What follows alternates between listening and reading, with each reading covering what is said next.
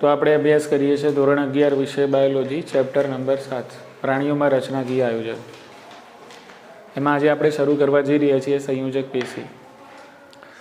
તો સંયોજક પેશી એટલે શું પહેલાં એ સમજીશું આપણે. એની સામાન્ય લાક્ષણિકતાઓની આપણે અભ્યાસ કરીશું. સંયોજક પેશીના કેટલા પ્રકારો છે એનું વર્ગીકરણ જોઈશું. પછી સમય વધશે તો આગળ વધીશું. બરાબર? એટલે સંયોજક પેશીની આપણે આજે પ્રસ્તાવના જોઈએ.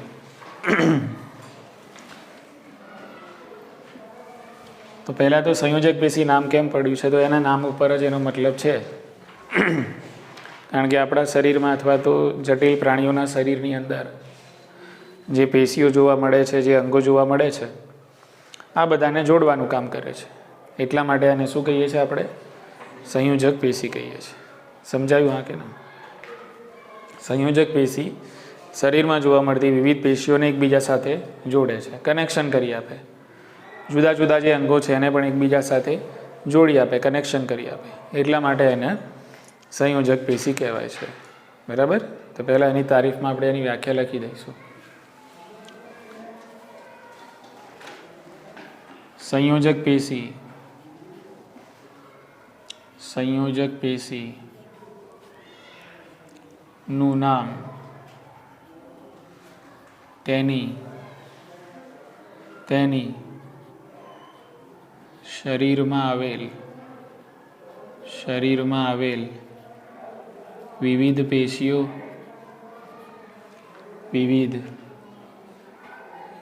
પેશીઓ તથા અંગોને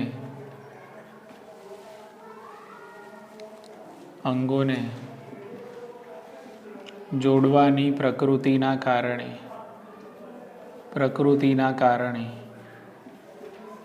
આપવામાં આવેલ છે.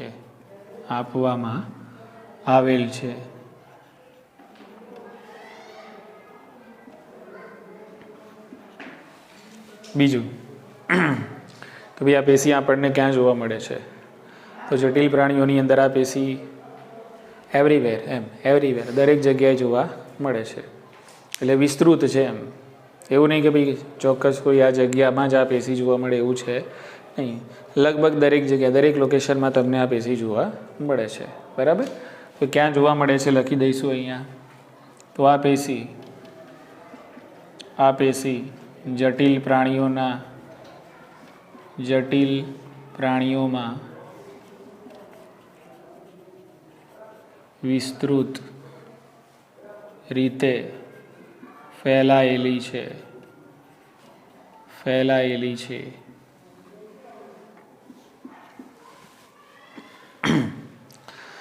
ચલો, અધિચ્છદીય પેશીમાં આપણે જોયું કે કોષો વચ્ચે ખૂબ જ ઓછો આંતરકોષી અવકાશ જોવા મળતો હતો. પણ આમાં ઊંધું. સંયોજક પેશીના જે કોષો છે એમની વચ્ચે બહુ જ મોટો આંતરકોષીય અવકાશ જોવા મળે છે. કોષો સઘન રીતે આમાં ગોઠવાયેલા છે નહીં. કોષો કેવા હશે?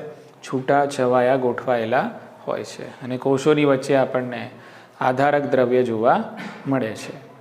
ઉતરી મગજમાં વાત? અધિચ્છદીય પેશીમાં તો કેવું કર્યું આપણે? એક કોષની તરત જ પછી બીજો, ત્રીજો, ચોથો, એટલે સઘન. કોષોની ગોઠવણી કેવી હતી? એકદમ ટાઈટ, એકદમ સઘન હતી. જ્યારે અહીંયા આવું છે નહીં. માની લો કે આ સંયોજક પેશીનો કોષ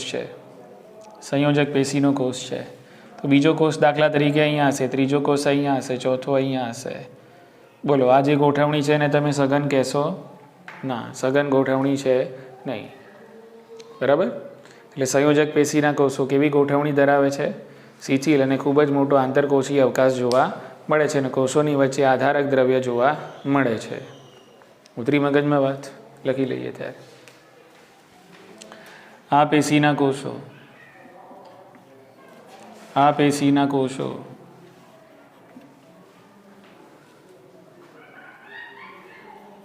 ખૂબ જ વધારે આંતરકોષીય અવકાશ ધરાવતી શિથિલ ગોઠવણી ધરાવે છે. કોષો વચ્ચે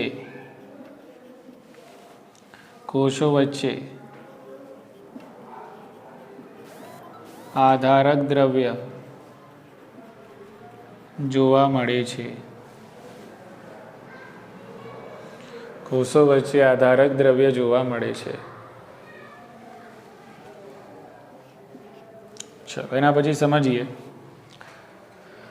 કે ભાઈ સંયોજક પેશીઓ કઈ કઈ છે આપણા શરીરમાં જોવા મળે છે. તો એક સામાન્ય સંયોજક પેશી છે, દાખલા તરીકે શિથિલ સંયોજક પેશી. એનું વર્ગીકરણ આપણે પછી લખીએ છીએ, શિથિલ સંયોજક પેશી. તો આ એક કોમન છે, જેને આમ એવું નથી કહેતા આપણે એક વસ્તુ નોર્મલ કોઈ આપણે ગાડી લેવા જઈએ તો એમાં અલગ અલગ મોડલ હોય ને, એક લોઅર મોડલ હોય, મિડલ મોડલ હોય, પછી એકદમ ફૂલ્લી લોડેડ મોડલ હોય, સ્પોર્ટ મોડલ હોય, એવી રીતે સંયોજક પેશીમાં સૌથી નીચેનું મોડલ કઈ પેશી? શિથિલ સંયોજક પેશી. બરાબર ને? અને બીજા ઘણા બધા સ્પોર્ટ મોડલ પણ આપણને આમાં જોવા મળશે. દાખલા તરીકે તો શિથિલ સંયોજક પેશી છે. એ જ રીતે અસ્થિ એટલે આપણા હાડકાં, એ પણ શું છે? સંયોજક પેશી છે. હાડકાની વચ્ચે તમે બધા કદાચ સાંભળ્યું હોય ગાદી હોય, ગાદી. હાડકાઓની વચ્ચે શું હોય? ગાદી. પણ આપણે તળપદી ભાષામાં ગાદી કહીએ છીએ, આમાં ગાદી ના કહેવાય, આને કહેવાય કાસ્થી. શું કહેવાય આને? કાસ્થી. બરાબર? એ જ રીતે રુધિર.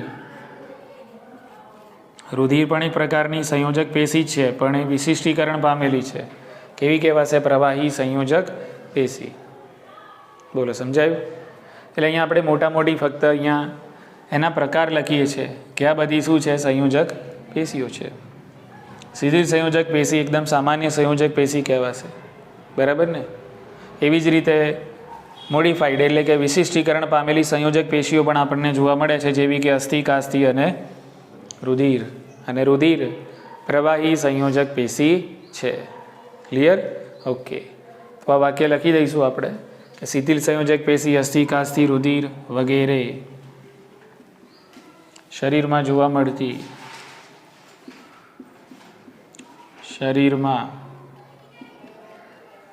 મળતી સંયોજક પેશીઓ છે.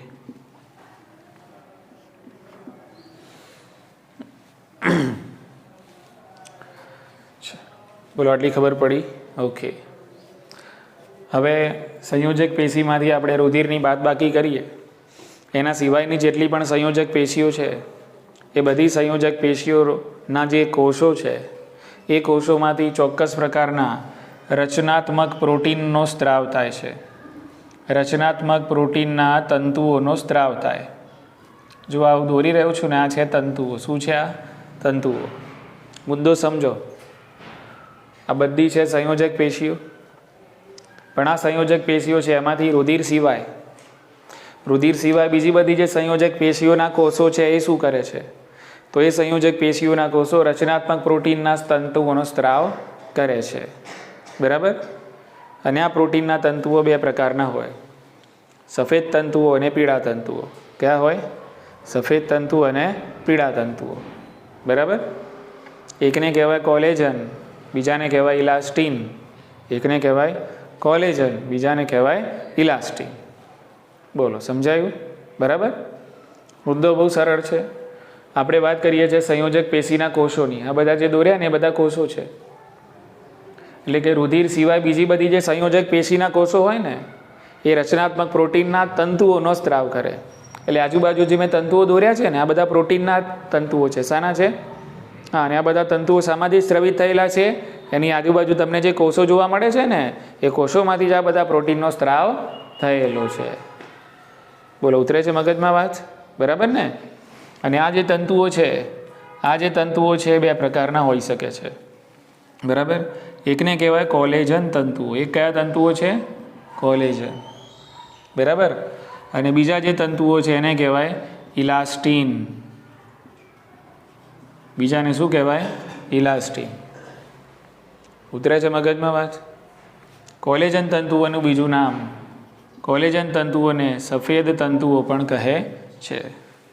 ના મજા આવી તો શ્વેત કહી દો. કયા તંતુઓ? શ્વેત.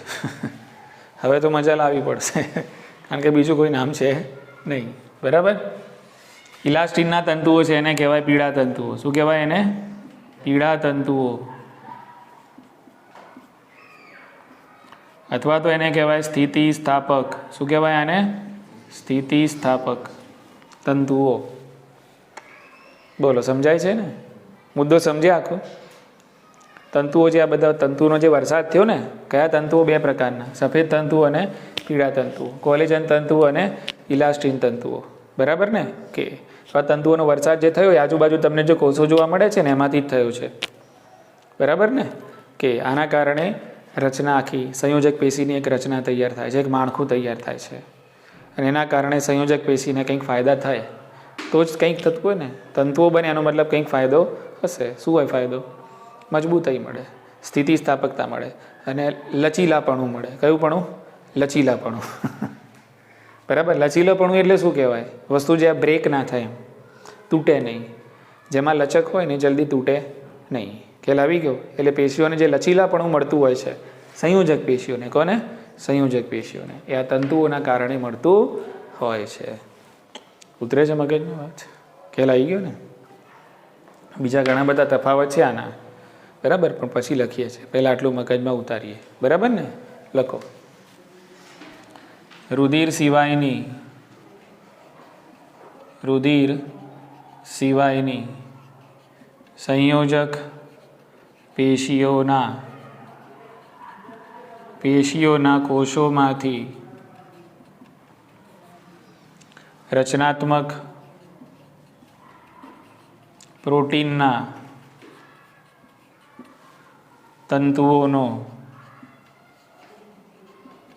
તંતુઓનો સ્ત્રાવ થાય છે.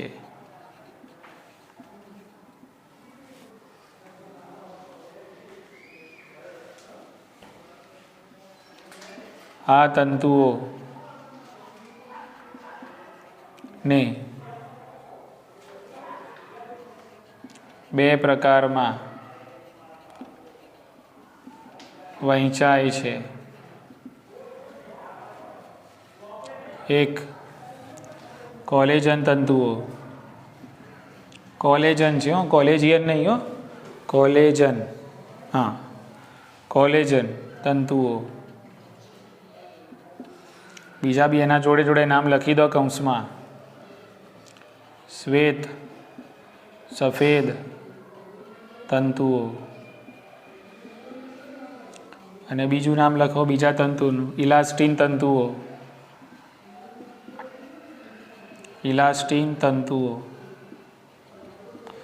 બીજું નામ લખો આમાં પીળા તંતુઓ, સ્થિતિસ્થાપક.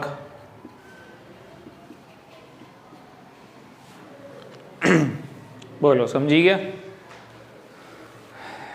કોલેજન તંતુઓ અને કોલેજન તંતુઓ કેમ કહીશું કહો? કારણ કે એમાં કોલેજન પ્રોટીન હોય. કારણ કે કોલેજન શું છે? પ્રોટીન છે. આપણે આગળ જોયું હતું ને, આવ્યું હતું ને આગળ, પ્રાણી સૃષ્ટિમાં જોવા મળતું સૌથી પ્રભાવી પ્રોટીન એટલે કે કયું? કોલેજન. સમજ પડી? હા કે ના? આવ્યું હતું કે નહીં? એમ. બરાબર? ચલો, એ જ રીતે આપણે વાત કરીએ ઇલાસ્ટિન તંતુ. ને ઇલાસ્ટિન તંતુ કેમ કહેવાય? કારણ કે આ તંતુમાં કયું પ્રોટીન હોય? ઇલાસ્ટિન પ્રોટીન. એટલે જો આમાંથી કેવી રીતે સવાલો પૂછાય છે એ ધ્યાન રાખો કે ભાઈ શ્વેત તંતુઓ, સફેદ તંતુઓ કયા પ્રોટીનના બનેલા છે? તો નામ આપશું કયું? કોલેજન. પીળા અને સ્થિતિસ્થાપક તંતુઓ કયા પ્રોટીનના બનેલા છે? તો ઇલાસ્ટિન. ઉતરી ગઈ મગજમાં વાત? હવે આ તંતુઓના કારણે સંયોજક પેશીને જે ફાયદા મળે છે, ફાયદા લખી દઈએ આપણે. મજબૂતાઈ, સ્થિતિસ્થાપકતા અને લચીલાપણું. બરાબર? લખો. આ તંતુઓ સંયોજક પેશીને મજબૂતાઈ, સ્થિતિસ્થાપકતા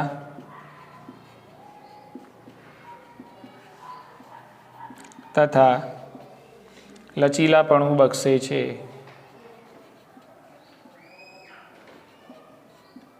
લચીલાપણું બક્ષે છે.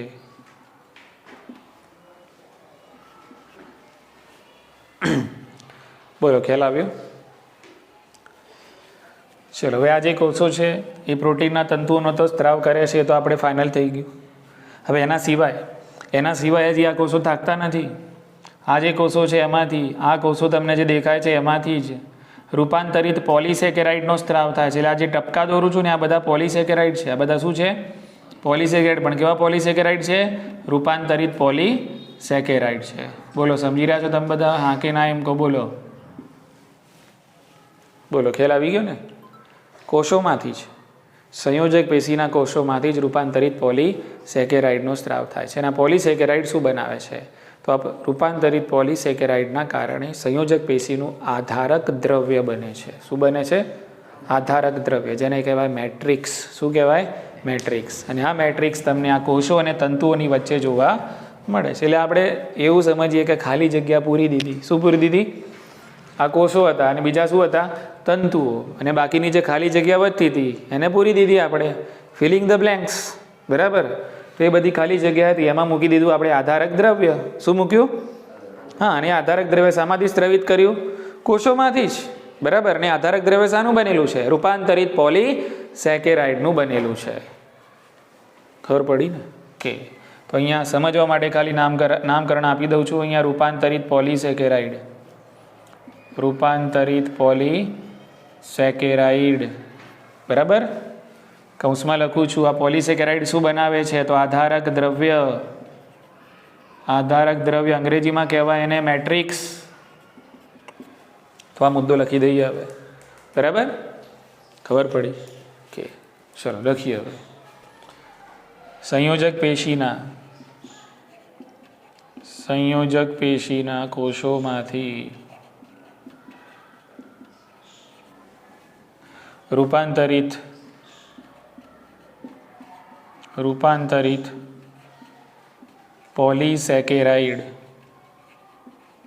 પોલિસેકેરાઇડનો સ્ત્રાવ થાય છે, જે પેશીનું આધારક દ્રવ્ય કૌંસમાં લખશું મેટ્રિક્સ બનાવે છે, જે કોષો અને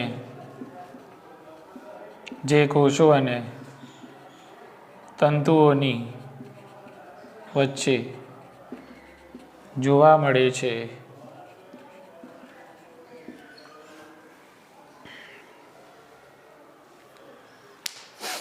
બોલો, સમજાયું? હા કે ના? ખ્યાલ આવી ગયો? કે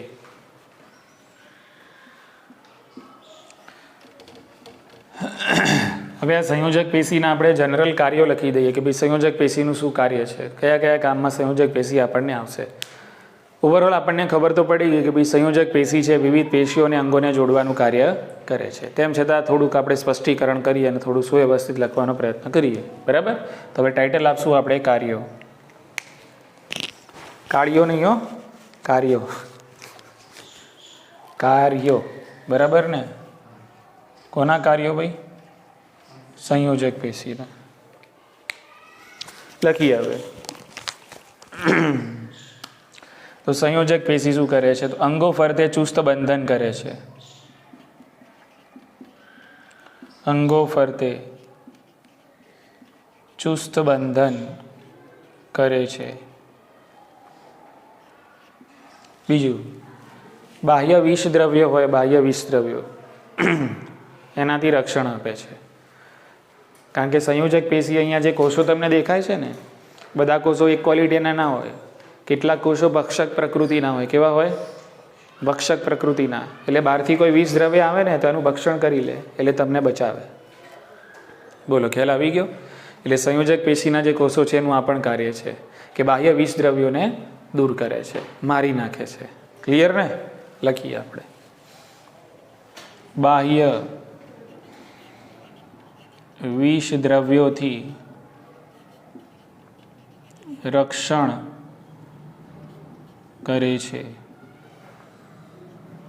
એના પછી લખશું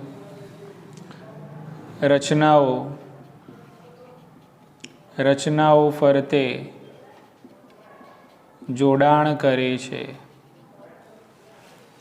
રચનાઓ ફરતે જોડાણ કરે છે એટલે ફ્રેમ બનાવે. કોઈ અંગ હોય, કોઈ પેશી એની ફરતે આજુબાજુ શું બનાવે? આમ ફ્રેમ બનાવે.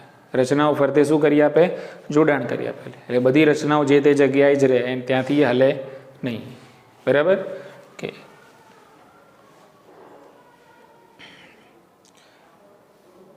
ઈજા પામેલા કોષોને દૂર કરે છે.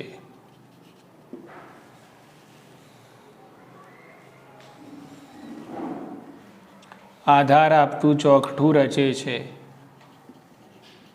આધાર આપતું ચોકઠું રચે છે. તો આટલા જે કાર્યો છે આપણે સંયોજક પેશીમાં યાદ રાખશું. બોલો, સમજી ગયા ને? અંગો ફરતે ચુસ્ત બંધન કરે છે. બાહ્ય વીજ દ્રવ્યોથી રક્ષણ કરે છે. રચનાઓ ફરતે જોડાણ કરી આપે. ઈજા પામેલા કોષોને દૂર કરે છે અને આધાર આપતું ચોકઠું રચે છે. એટલે ટૂંકમાં આ બધાથી એટલી જ ખબર, આ બધા કાર્યોથી એ ખબર પડી ગઈ. અહીંયા આપણું જે પહેલું વાક્ય છે એ સમજાઈ ગયું આપણને કે કેમ એને સંયોજક પેશી કહેવાય છે. કારણ કે પેશીઓના અંગોને જોડવાની પ્રકૃતિ ધરાવે છે. ઉતરી મગજમાં વાત? ચલો હવે એનું લખી દઈએ વર્ગીકરણ.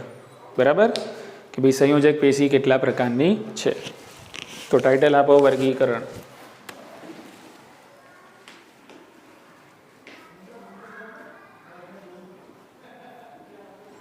સંયોજક પેશીનું વર્ગીકરણ.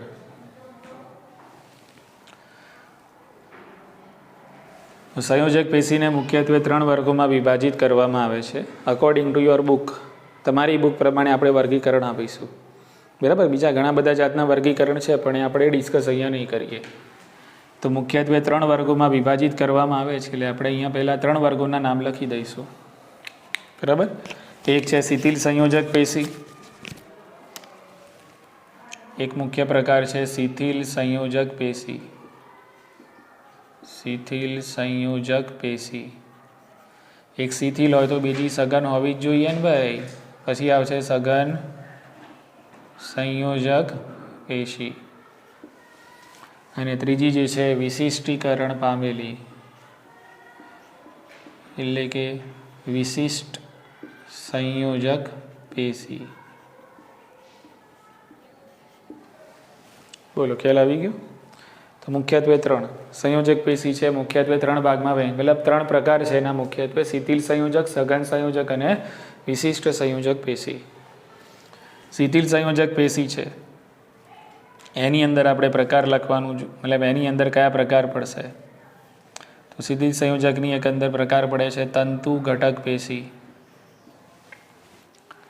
એક પ્રકાર પડે છે મેદપૂર્ણ પેશી. મેદપૂર્ણ પેશી. તો આ 2 પ્રકાર આપણે લખશું. શામાં? શિથિલ સંયોજક પેશીમાં. બરાબર. સઘન સંયોજક પેશી. તો સઘન સંયોજક પેશીમાં 2 પ્રકાર પાડશું: નિયમિત સઘન સંયોજક અને અનિયમિત સઘન સંયોજક. એક નિયમિત અને બીજી અનિયમિત સઘન સંયોજક. નિયમિત સઘન સંયોજકમાં 2 પ્રકાર પાડશું આપણે: સ્નાયુબંધ અને અસ્થિબંધ. સ્નાયુબંધ અને અસ્થિબંધ. અનિયમિત સંયોજક પેશીમાં આપણે અહીંયા કોઈ પેટા પ્રકાર પાડતા નથી. વિશિષ્ટ સંયોજક પેશીની અંદર આપણે અહીંયા 3 પ્રકાર પાડીશું: અસ્થિ, કાસ્થિ અને રુધિર. અસ્થિ, કાસ્થિ અને રુધિર. આ 3 સંયોજક પેશીઓ જ છે. પણ પેલું ના કીધું સ્પોટ મોડલ. સંયોજક પેશીનું કયું મોડલ? સ્પોટ મોડલ, મોડિફાઈડ એમ. તો અસ્થિ, કાસ્થિ અને રુધિર. રુધિરને આપણે લખીશું કૌંસમાં. આ એક ચોક્કસ પ્રકારની પ્રવાહી સંયોજક પેશી છે. એટલે આના ઉપરથી પણ પૂછાય છે રુધિર, કે ટૂંક નોંધ લખો પ્રવાહી સંયોજક પેશી. તો કોના વિશે લખવાનું? રુધિર વિશે લખવાનું. સેટ થાય છે મગજમાં મુદ્દા? ઓકે, ચલો. આ જે અસ્થિ છે એના 2 પ્રકાર પાડીશું. અસ્થિના આપણે 2 પ્રકાર પાડીશું: છિદ્રિષ્ઠ. એક કેવા અસ્થિ છે? છિદ્રિષ્ઠ અસ્થિ. બીજા છે સઘન. અથવા તો એમ કહેવાય ઘનીકૃત. શું કહેવાય? ઘનીકૃત, કે જેમાં ઘનતા વધારે હોય. છિદ્રિષ્ટ એટલે અમુક હાડકાં તમે જોયા હોય કે એના ઉપર આમ ખાડે ખાડા જોવા મળે, આમ નાના નાના છિદ્રો જોવા મળે અને થોડા પોચા હોય, એને છિદ્રિષ્ટ કહેવાય. દાખલા તરીકે આપણી પાંસળીઓ, દાખલા તરીકે આપણા કરોડ સ્તંભના મણકા, બરાબર ને? તો આ બધા જે અસ્થિઓ છે કેવા છે? છિદ્રિષ્ટ છે, ઓછા છે. અને બીજા ઘણા બધા હાડકાં કેવા હોય? મજબૂત, આમ લાકડા જેવા હોય. આ હાડકું જોઈ લો તમે, પગના હાડકાં જોઈ લો, બરાબર? તો આ બધા કેવા કહેવાય? સઘન, ઘનીકૃત. બોલો, સમજાય છે? ચલો, એ જ રીતે કાસ્થી. કાસ્તીના અલગ અલગ પ્રકાર પાડીશું. કાચવત, કાચવત, કાસ્થી, બરાબર? આખું નહીં લખવાનું, ખાલી કાચવત જ લખીએ છીએ આપણે. એ જ રીતે પીળી સ્થિતિ સ્થાપક કાસ્થી, પીળી સ્થિતિ સ્થાપક. શ્વેત તંતુમય અને ચોથી કેલ્સિફાઈડ કાસ્થી, અથવા તો લખો ચૂનાયુક્ત, ચૂનાયુક્ત કાસ્થી. બોલો, સમજાય છે? બરાબર. તો કાસ્તીના 4 પ્રકાર છે. કાચવત કાસ્તી, પીળી સ્થિતિસ્થાપક કાસ્તી, શ્વેત તંતુમય કાસ્તી અને કેલ્સિફાઈડ એટલે કે ચૂનાયુક્ત કાસ્તી. બરાબર. તો અસ્થિ કાસ્તીને થોડું ડિટેલમાં આપણે લઈ જઈશું. બુકમાં મુદ્દાઓ નહીં આપેલા હોય તો આપણે થોડુંક ખેંચીશું સામાન્ય, બરાબર. રુધિરનું વર્ણન છે, આપણે માનવ દેહ ધર્મ વિદ્યાનું ચેપ્ટર ચાલશે, એની અંદર રુધિરને ડિટેલમાં જોઈશું, બરાબર ને? ઓકે. તો આ થઈ ગયું તમારી સંયોજક પેશીનું વર્ગીકરણ. ક્લિયર છે? આજે આટલું રાખીએ છીએ.